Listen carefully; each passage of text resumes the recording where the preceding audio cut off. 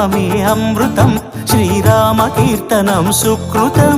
ఈ రామచంద్రుడే లోక రక్షయని అంతరాత్మ పలికే. జగదానందకారక జయ జానకి ప్రాణనాయక, శుభ స్వాగతం ప్రియ పరిపాలక.